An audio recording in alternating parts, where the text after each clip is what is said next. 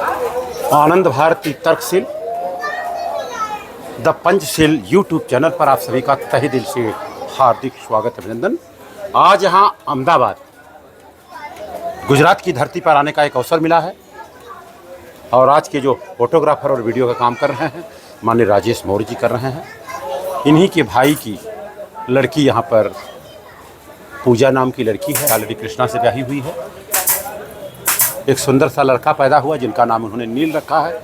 उन्हीं के नामकरण पर जो है हमारे आपके बीच में माननीय सुमित्रा मौर्य जी हैं, जो कि पहली बार एक महिला होकर के लोकसभा सीट के लिए इन्होंने नामांकन किया था।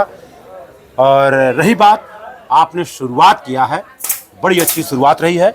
हमारे और आपके बीच में माननीय एडवोकेट अधिवक्ता विक्रम जी मौर्य जी हैं, तो मैं चाहूँगा और थोड़ा सा परिचय आप इनका बता दें। बोलिए।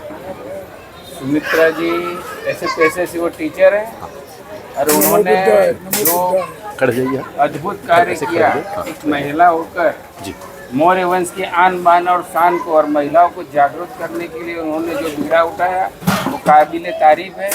और जिस विधानसभा से वो खड़ी थी वहाँ से मौर्य वंश के लोगों ने उन्होंने काफ़ी वोट दिए और उनका उत्साह बढ़ा है। आने वाले दिनों में फिर से वह आगे बढ़ेंगी और मौर्य वंश का नाम रोशन करेंगी। तो आज आप यहाँ पर आई और देखा आपने बुद्ध वंदना, पंचशील, तिसरण, मंगल मैत्री और बहुत सारी चीज़ें यहाँ पर बताया गया है। यहाँ कर कि बुद्ध के बारे में बताया गया, आनापान और विपश्यना के बारे में। तो आप यहाँ आने के बाद लोगों को क्या संदेश देना चाहेंगी? क्योंकि मुझे पता है कि आज हमारी माताएं और बहनें फाइटर प्लेन से लेकर ट्रेन से लेकर देश चला रही हैं जी, तो इसमें सबसे बड़ा योगदान किसको आप देना चाहेंगी? सबसे बड़ा योगदान तो सभी का है इसमें, किसी एक व्यक्ति की पर्टिकुलर नहीं कह सकती, लेकिन मुझे इस क्षेत्र में आगे बढ़ाने के लिए राजेश मौर्य जी ने काफी सहयोग किया। अच्छा, पॉलिटिक्स में लाने के लिए, और मेरा इंटरेस्ट भी इसमें था। और हमारी पार्टी का नाम है प्रजातंत्र आधार पार्टी, और मैं यही कहूँगी यहाँ पे इस मौके पे कि सभी लोग एकजुट होकर प्रजातंत्र पार्टी को आगे बढ़ाएं, ताकि हमारे मौर्य वंश का नाम और आगे तक जाए। जो हमने पिछले कितने वर्षों में हम कहते हैं कि चंद्रगुप्त मौर्य ने राज किया, अशोक जी ने राज किया, तो एक बार फिर क्यों नहीं जी, फिर क्यों नहीं? तो हमें सब इकट्ठा होकर एक बार फिर से हमारा परचम लहराना चाहिए जी। तो मैडम जी, आपने सुना होगा मौर्य वंश की आपने नाम लिया, लेकिन जब हम लोगों से बात करते हैं तो लोग बोलते हैं जो जीता, तो सामने वाला बोलता सिकंदर, लेकिन ये तो खराखर झूठा है ना।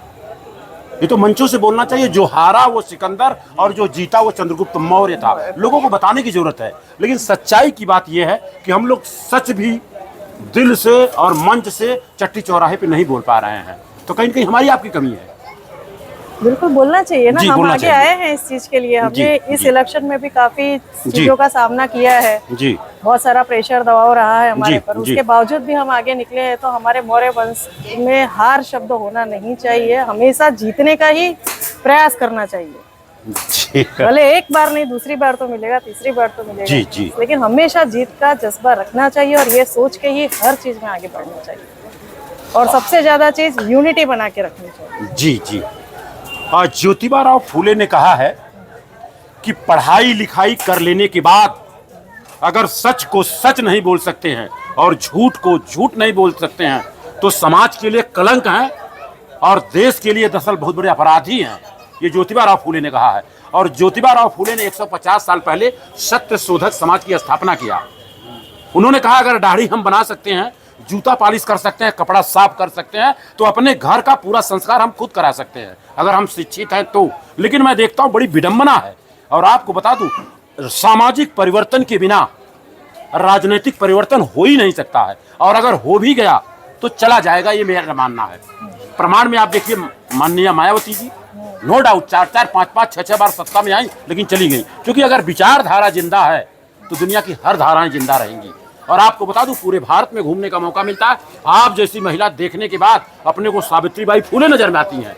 आज से 180 साल पहले लड़कियों को पढ़ाना पाप था, लेकिन आज अगर लड़कियों को नहीं पढ़ाएंगी तो पाप है, जिसमें सावित्रीबाई फूले का सबसे बड़ा योगदान है। लेकिन दुख इस बात का है, आज तक अभी उनको भारत रत्न नहीं मिल पाया।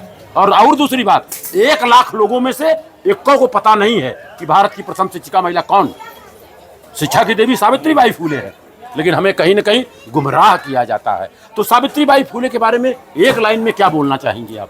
सावित्रीबाई फूले ने जो स्थापित किया है नारी शक्ति के लिए, मैं कहती हूँ कि नारी शक्ति उनसे ही शुरू हुई। जी जी जी, जी। जो उन्होंने शिक्षा के लिए इतना प्रयास किया है, और आप देख सकते हैं कि आजकल काफी लोग शिक्षित हो रहे हैं। ऐसा नहीं है, हमारे समाज में भी लड़कियों को पढ़ाया जा रहा है, आगे आगे बढ़ाया जा रहा है। जी, हर एक क्षेत्र में हमारे समाज की लेडी से आगे जा रही है।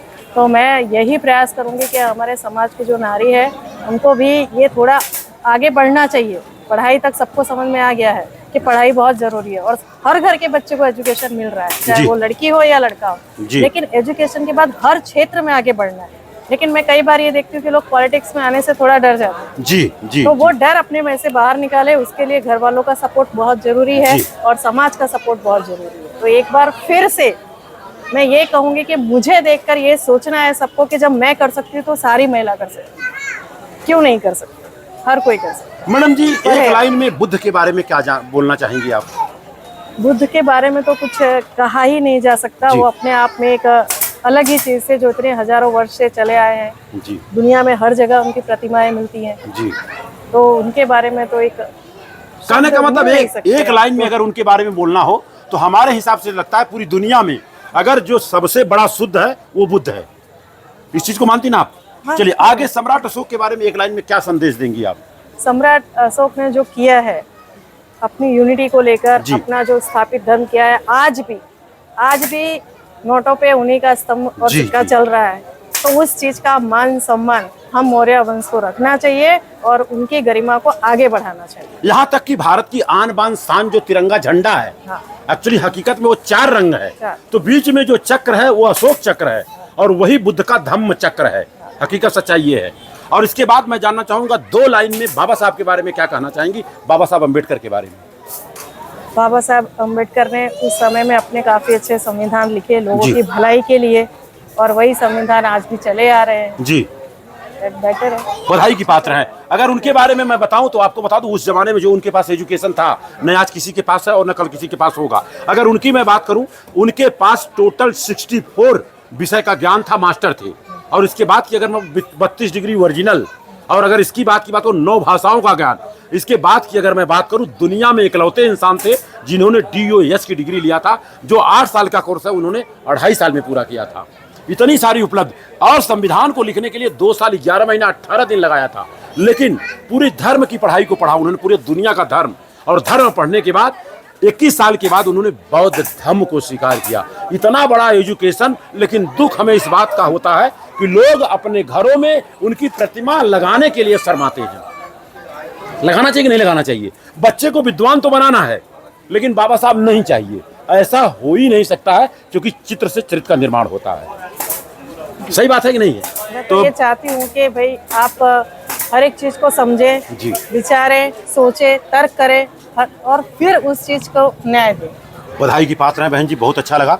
और ये है दरअसल राम भुवन मौर्य जी हैं, ऑलरेडी लखनऊ से हैं आप, और मिला जुला करके 78 ईयर्स ओल्ड हैं। और इस तरह की किताब हमको दिया है उन्होंने, करीबन 25,000 बुक दिया है। उन्होंने कहा कम से कम हर घरों में मिला जुला करके किताब जाना चाहिए, मौर्य सम्राटों का संक्षिप्त इतिहास। तो ये हमारी तरफ से आपको भेंट दिया जा रहा है। धन्यवाद जी जी, बहुत बहुत शुक्रिया। जय संविधान, बोलिए जय संविधान, जय विज्ञान, जय किसान, जय जवान। शुक्रिया। और प्रजातंत्र आधार पार्टी की जय। बधाई की बात।